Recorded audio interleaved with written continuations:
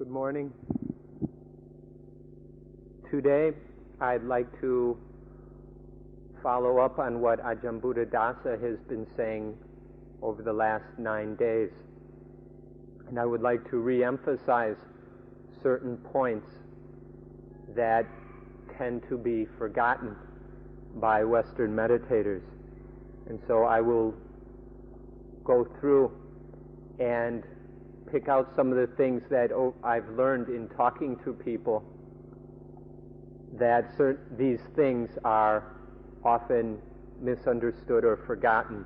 And so I'll try to make them clear enough that you won't forget. In doing so, I'll talk about two basic areas. The first will be some of the fundamental points of the theory. I'll spend some time on that. And then the rest of this talk will discuss the basics of the practice itself, especially the first step. Now, what Ajahn Buddhadasa has been talking about, and most of also what I will say today, is for your future reference. All this stuff that has been discussed, all these 16 steps, we don't expect you to be practicing them now. For everybody here, you're practicing step 1, and don't delude yourself into thinking you're doing anything other than that. We're all practicing step 1. The talking about steps 2, 3, 4, 5, and so on is for your future reference. Meaning once you have become very expert at step 1, then you go on to step 2. And I'll be talking more about this later. Before getting into these basic points that I think need to be re-emphasized, I'd like to make a few observations about Western or modern Western meditators. These are generalizations which will apply more or less to each of us. I'm not trying to tell you what is happening inside your own mind, but I would like to point out some things that seem to be very common among the people who come to retreats at Suan Mok. I think that many of these points are things you've discovered for yourself over the last 10 days. And so my talking about them will maybe just serve to clarify them a bit. As Western meditators who come from modern Western society, we are under a certain set of disadvantages in practicing meditation. We come from a society and culture that is quite a bit different from the society in which the Buddha lived. Even much different than the society in which Ajahn Buddhadasa grew up, and even the society in which Ajahn Po spent his childhood.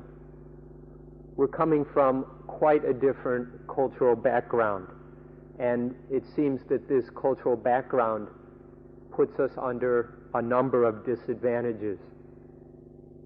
This doesn't mean we're not able to meditate, but it seems to me useful to be aware of these disadvantages and see the influence they have on our meditation practice. One of these is that our lifestyle tends to be very complex. Things are very complicated. There is all kinds of fancy technology.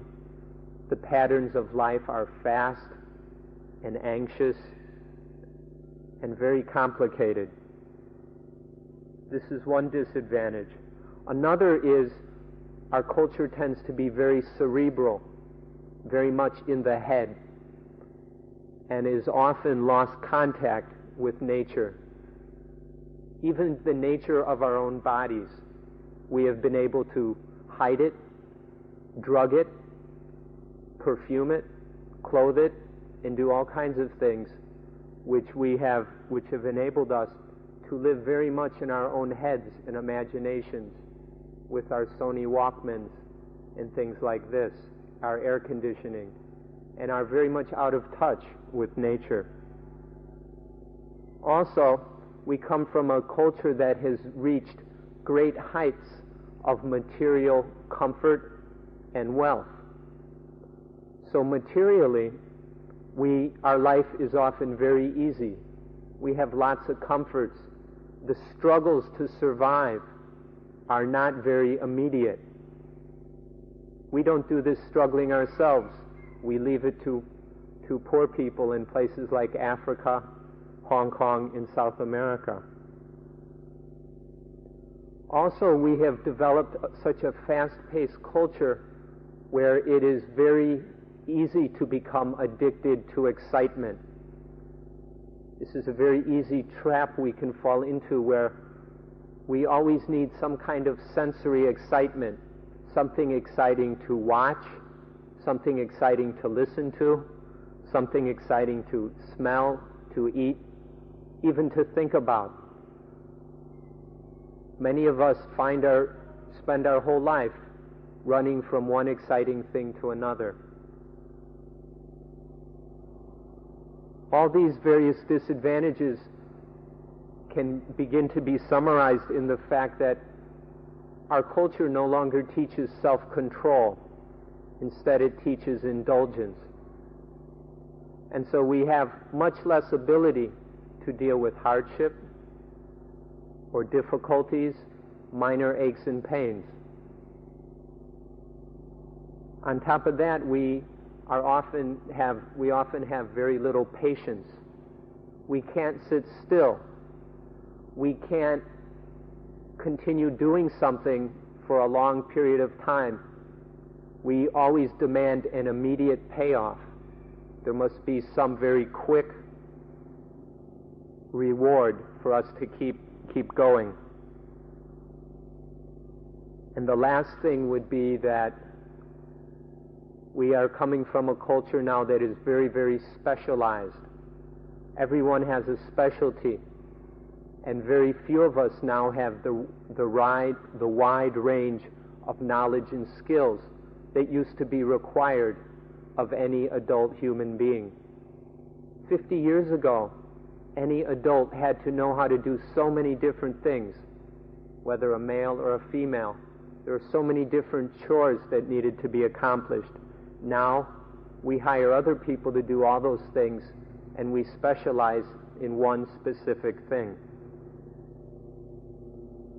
And just as a little joke, I'd like to summarize all these disadvantages up in the one big disadvantage of TV.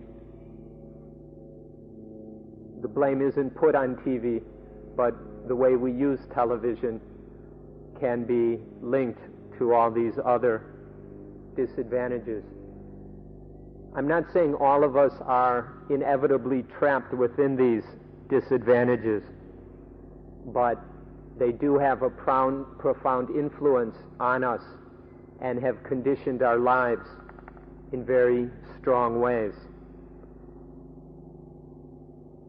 If we compare some of these disadvantages to the life of the Thai peasant of, say, 20 years ago, who almost never saw a TV, had a very simple lifestyle. It wasn't very wealthy, but there was enough food to eat, enough clothing. Things moved fairly slowly, and people were very much in touch with nature. I bring this point up because sometimes I find it a bit embarrassing that here I am with a university degree, I've read all kinds of books, I've traveled all over the world, I could claim various things as accomplishments. But when it comes to just sitting quietly and watching the breath, I know Thai farmers who can barely read the newspaper, who can watch their breath much more easily than I. This seems to be the way things are. Because of these disadvantages, many people now in the West seem to be appreciating the value of meditation. And so I'm bringing these up because meditation will help us to deal with some of these drawbacks of our culture and of our conditioning, so that we can get control over things again. At times these points I have mentioned may seem to be obstacles or distractions from meditation, but meditation is probably the best way to come to terms with these things. What I have said so far will be linked now to some of the basic underlying points of the theory of anapanasati, which I would like to remind you of. The first is that this practice of anapanasati will develop what is called the four foundations of mindfulness. The foundation of mindfulness, that is contemplation of the body, the kaya. The foundation of mindfulness, which is contemplation of the vedana, the feelings.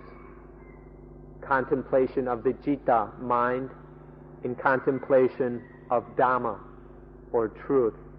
These are the four foundations of mindfulness. And we must, in order to fully understand life, we must establish mindfulness on these four foundations and then develop the understanding and knowledge of these four things. The practice of anapanasati deals with all four of these foundations in a very complete and efficient way. Therefore, mindfulness of breathing is a meditation practice which can allow us to develop wisdom about all the things which we need to understand in human life. As well as the four foundations of mindfulness, mindfulness of breathing also will train what Ajahn Buddhadasa calls the four comrades in Dhamma. These are four mental skills or mental abilities which are absolutely necessary in dealing with the experience of life. Ajahn Buddhadasa mentioned these yesterday and pointed out their value. Today I will just remind you that mindfulness of breathing will train, develop, and preserve the mental abilities of mindfulness, sati, wisdom in action, sampajanya, wisdom, banya, and samadhi, concentration. The next point I would like to make is to point out a distinction which we often confuse.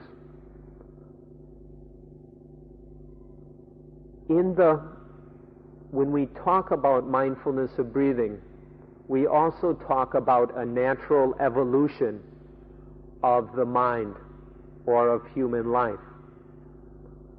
This natural evolution is not the same thing as our meditation practice.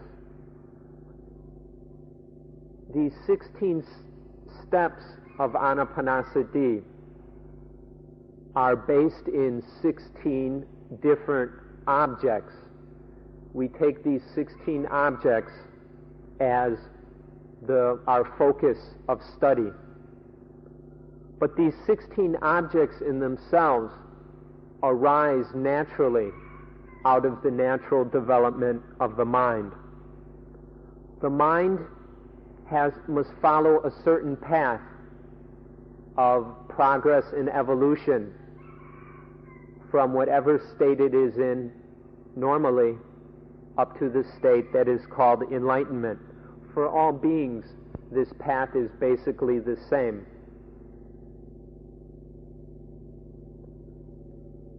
So that is a natural evolution which needs to happen. Mindfulness of breathing is not that evolution itself. Rather, mindfulness of breathing is the study and nurturing of that evolution. As that evolution takes place on its own, or begins to take place, we use mindfulness of breathing to study it and understand it. And also, through that understanding of that natural evolution, we can use mindfulness of breathing to nurture, support, and kind of nudge that evolution forward. So these are closely related but separate. People often confuse the two, and so I often hear people talking about, oh, I had rapture, or I had piti, I had contentment. I must be on step 5. This is a common confusion. That feeling of contentment will be arising all the time, coming and going all the time. That's part of the natural process that is taking place. But step 5 of the practice of mindfulness of breathing will only start to work with that feeling of contentment or piti when the time comes, which is after the first 4 steps have been fully completed. So even while we're practicing step 1, there will be these feelings of contentment and happiness. We may even begin to be aware of impermanence in step 1, but we're still on step 1. We're not on step 5 or 6 or 8 or 13. So there's the difference between what is happening naturally and what we are specifically practicing in this meditation practice. So to summarize this, on the natural side, there are these 16 objects which happen. These 16 things which happen naturally. And then on the practice side, what we actually practice is the contemplation of those 16 things. So please be clear about this. It will make it easier for you to understand what you need to be doing. One last point about this natural evolution is that it's an evolution of the mind from cruder states of happiness to finer, more subtle states of happiness. That when we begin meditating, our interest is in rather crude kinds of happiness, in sensual happiness. As we begin to meditate, we begin to come across more subtle and sublime levels of joy and happiness. And as the meditation practice continues, we become aware of even higher levels of happiness.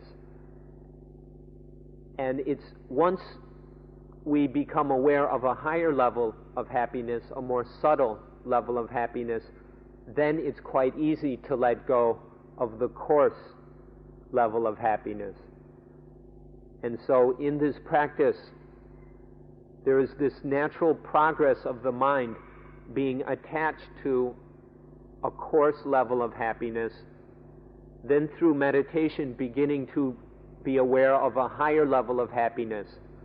Then the mind lets go of the lower level and attaches to the higher level until it becomes aware of an even higher level of happiness, and then lets go of the lower level to go up to this new higher level. And this can go on, up until the point where the mind finally learns that the best happiness is to not attach to any kind of happiness.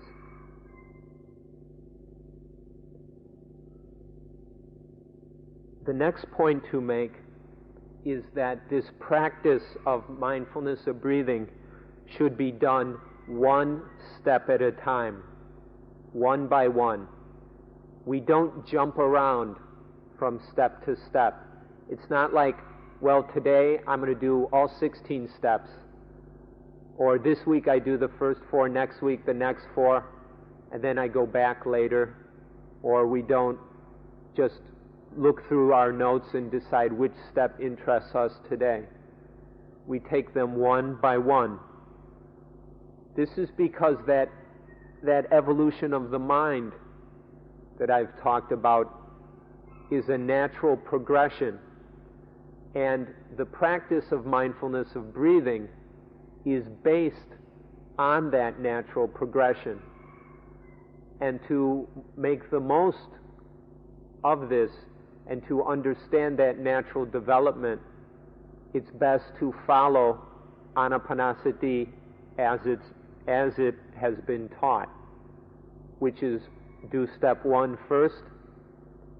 After you are completely expert in step 1, after you've learned everything you can learn from step 1, after you know it fully and there's no problems whatsoever, then go on to step 2. And then practice step 2 until you're an expert at step 2 and have learned everything you can from it. Then go on to step 3. Not a little step 1, a little step 2, a little of step 3, a little of step 4, and then go back to step 1 for a while and then a little more of step 2. This is very inefficient and will tend to get very confused and will make very slow progress. We all have this tendency, it seems, because of some of the points I mentioned earlier. Our lack of patience, maybe because we have an urge to compete with ourselves or with others. Whatever, we're often never satisfied with where we are. We always want to get somewhere else. And so it would do us well to control that urge. So practice these steps one at a time and follow them. Stick with each step until you've become an expert at that step. Related to this is the point that each sitting is new. Each time you sit down to practice, begin with step 1. Now, for all of us at this point, that's nothing difficult because we're all practicing step 1 anyway. But imagine that after a few weeks or whatever, a few months, we have become expert at step 1. Then, every time you sit down, you still begin with step 1. And then practice it a while until it's clear in the mind, okay, I'm still an expert at step 1. Then go on to step 2. And then work on step 2 for days, weeks, however long it takes.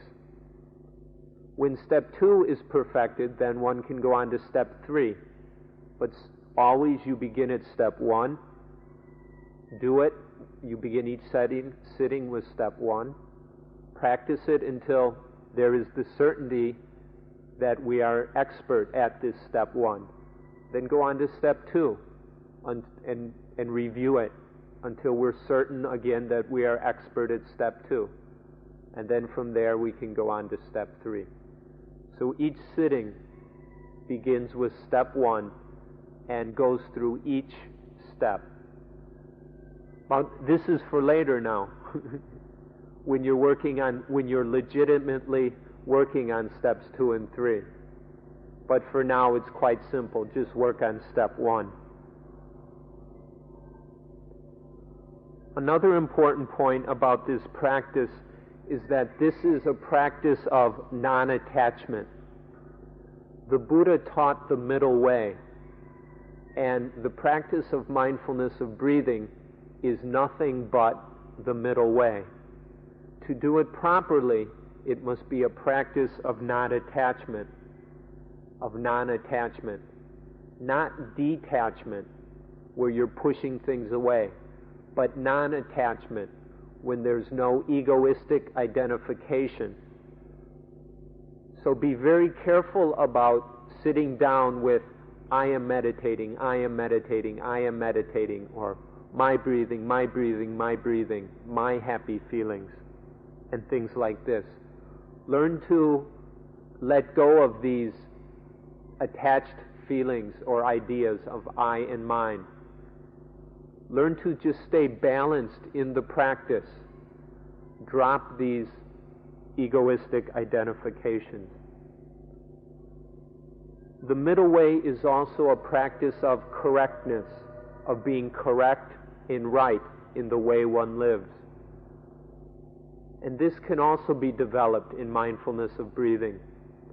That while practicing this, it's a way of life that is correct. And by correct, we mean that no harm is done to either ourselves or to others.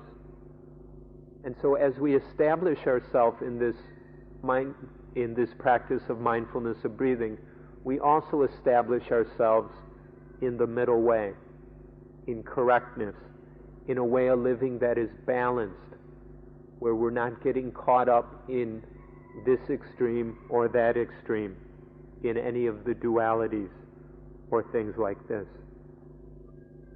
Now, for most of us, attachment is a long established habit, and if we could drop it like that, we would all be enlightened like that. But for most of us, we have to work on letting go of our attachments. And so we can see mindfulness of breathing as a way of letting go of attachments. Right now, we have a lot of crude, coarse attachments. We begin to let go of them. Mainly we can let go of our agitation, our impatience, and our attachment to the body, to pains and aches, little petty annoyances. We can begin to let go of these coarse attachments, and then we will find ourselves attaching to more subtle things, such as those happy feelings that we've talked about. And we can learn to let go of those, and then we find ourselves attaching to the higher states of mind that we begin to be aware of, the more clear and bright states of awareness. And then we learn to let go of those, and we begin to have insight into truth, and we attach to those insights.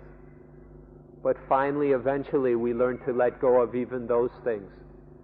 So we can see mindfulness of breathing as a systematic way to help the mind to let go of coarser attachments, and then let go of the less coarse attachments, and then the more subtle ones, until finally there is no attachment at all.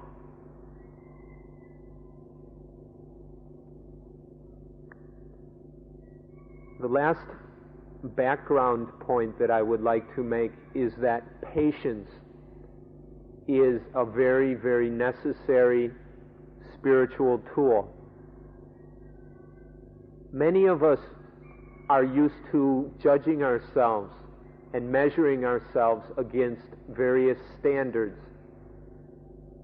Some of us might be quite competitive and judge ourselves according to others. Others of us judge ourselves according to various ideals we have. Many people, when they hear about these 16 steps of mindfulness of breathing, begin to judge themselves according to these 16 steps. And they figure that they must be a better person if they're practicing step 4 than if they're practicing step 1. So everybody wants to practice step 4, and then 5, and then 6. I think that kind of thinking won't do you much good. Don't measure your progress according to these 16 steps. Measure progress according to the development of spiritual qualities. Spiritual qualities like mindfulness. Spiritual qualities like energy, understanding, wisdom, caring, friendliness, faith, balance. These kind of qualities will be growing in the meditation practice. Even if you're still working on step one, even if you work on it for the rest of your life, these spiritual qualities will grow. And that's what matters. Getting to step 16 isn't so important. In fact, step 1 can be enough. The thing about enlightenment is that it's unconditioned. So you never know when it's going to happen. It might even happen during step 1. So you don't have to be in a hurry to get on to step 2 or 3 or whatever. Step 1 might be enough if you just do it right. Do it with patience, with wisdom, with balance, with clarity. So really develop patience. And you'll find that the more you can develop patience using the practice of mindfulness of breathing or any meditation practice, that patience will really benefit you in living a life that is clear, clean, and happy. So be very, very patient. Learn to sit still. Learn to just keep plugging away at step 1. And then do step 1 properly. And don't be in a hurry. With patience, the mind will get somewhere. As long as there is impatience to get on to the next step, you can be almost certain that you're learning almost nothing. So, not almost nothing, but you're learning much less than if there was not that impatience getting in the way. So these are some background points that are worth remembering. Mindfulness of breathing trains the 4 Dhamma comrades and perfects the 4 foundations of mindfulness. The practice of mindfulness of breathing is a way of studying and nurturing and supporting a natural development of the mind. And this natural development in the practice are somewhat separate, and we need to be aware of that difference. The steps of mindfulness of breathing must be practiced one at a time. In doing so, mindfulness of breathing is the practice of the middle way. It is a practice of non-attachment.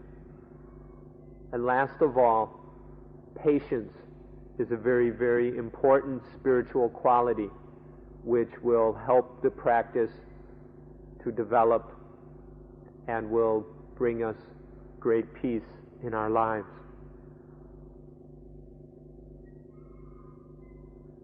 Now I'd like to use the remaining time to talk about some basic points about the actual practice, about what we actually need to be doing.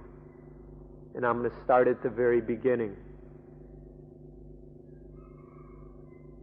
First, we have a few preparatory arrangements to make.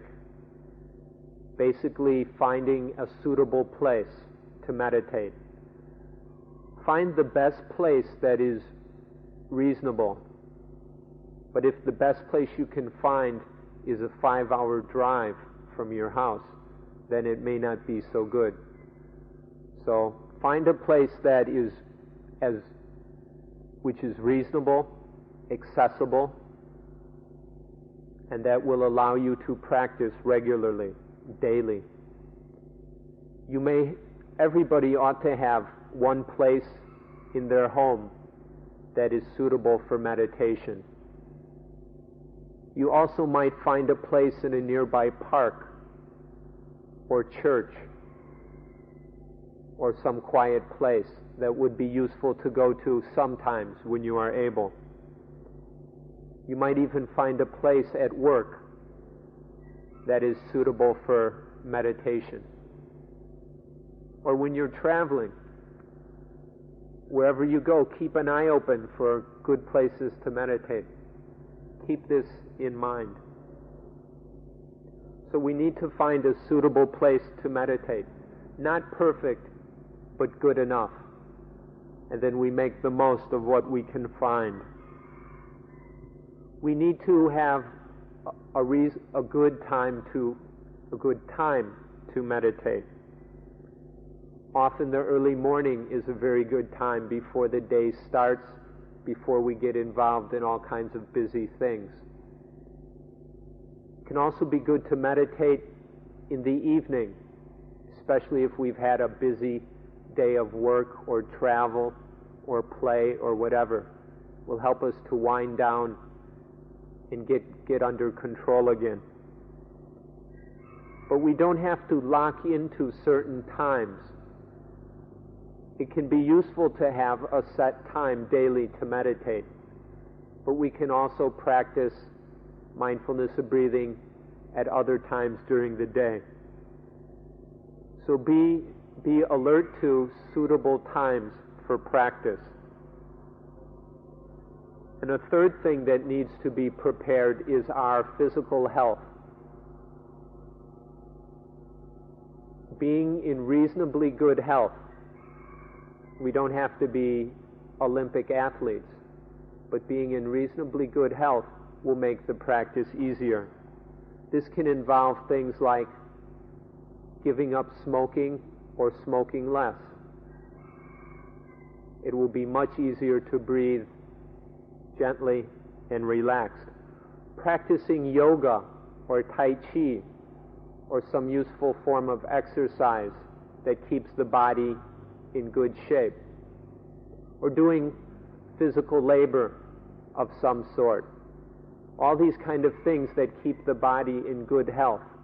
And then eating properly, sleeping properly, living a balanced lifestyle so that the body is in good shape are very, very important or very useful for mindfulness of breathing, especially at the beginning. Once we're experienced, we can continue meditating no matter how sick the body is. But when we're beginning, it's much easier if the body is in good shape.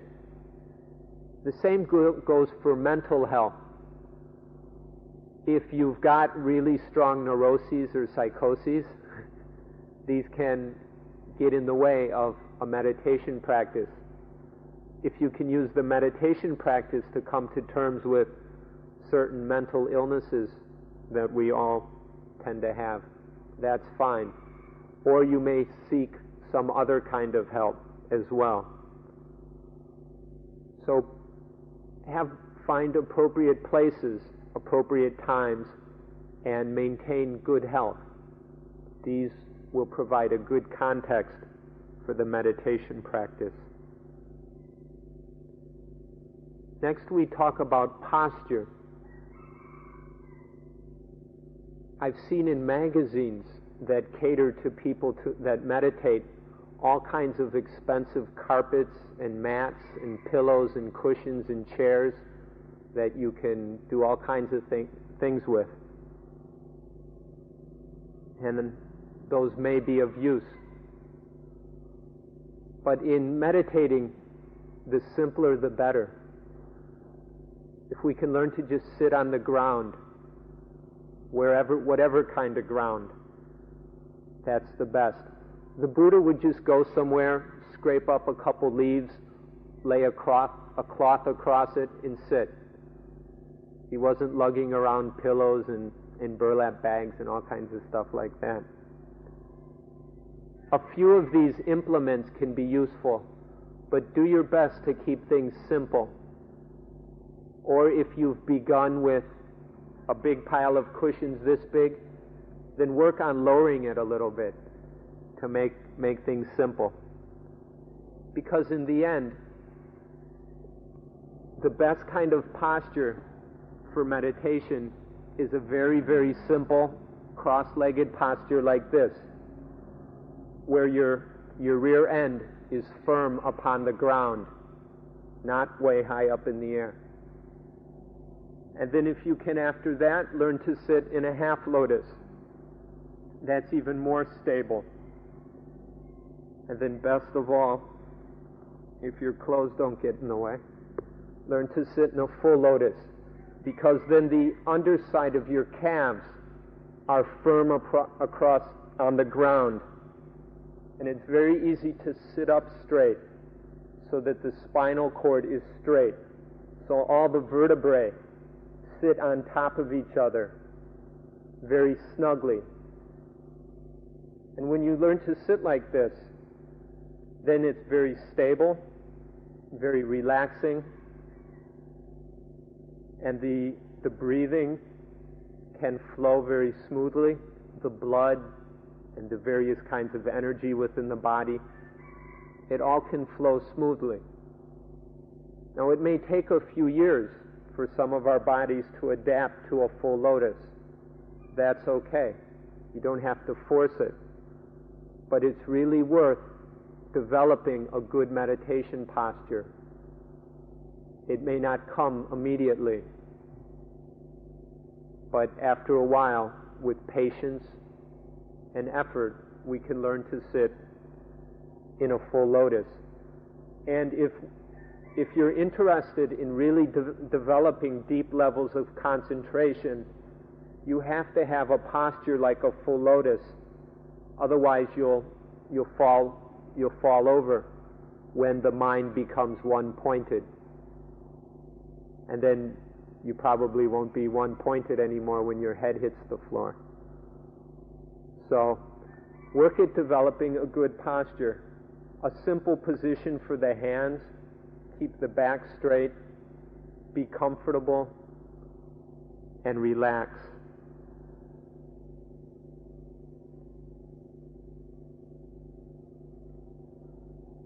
So now we've got our place, our time, and we've got our posture. So we're sitting in a reasonably quiet place. There's enough air movement so we don't asphyxiate ourselves. The thing to do is to begin by establishing mindfulness, establishing sati. And the way Ajahn Buddhadasa suggested to do that is to do what is called following or chasing the breath. And so now I'm going to describe a series of things you can do. And it's my understanding that this is about the simplest way to do it, and it's most appropriate for the majority of people. You may find, especially if you have previous meditation experience, that there are slight variations will work better for you. That's okay. But I'm going to give one series of things as a recommendation, and then you can experiment with them if you need to. But it may not be necessary to experiment at all. So we sit, we begin to follow the breathing. The breathing begins at the tip of the nose and comes into the body, and then goes out, comes in and out. When we talk about following the breathing, it's mindfulness, sati, just chases the breath in, follows it out, chases it in, chases it out, follows it in, follows it out. Now, some of us, when we begin breathing, our breaths are very short. We're only breathing with our chest. So then, in this case, sati will only come in a certain amount, and then it goes back out. But just have a very simple movement of in and out with sati, following the breath. some of us, as we begin to be aware of the breathing, will notice that actually there's a lot happening at once, and in some ways it may seem quite complex. That's okay. But this following of the breathing, keep it simple. Don't sort of do a following that tries to cover every movement in each breath. Just have a general sweeping movement of in and out. Even though the diaphragm is doing this, the abdomen's doing that, the lungs are doing this, and the nose is doing whatever it's doing. Don't try and follow all of those or be jumping around. Just establish a very smooth and easy flow of in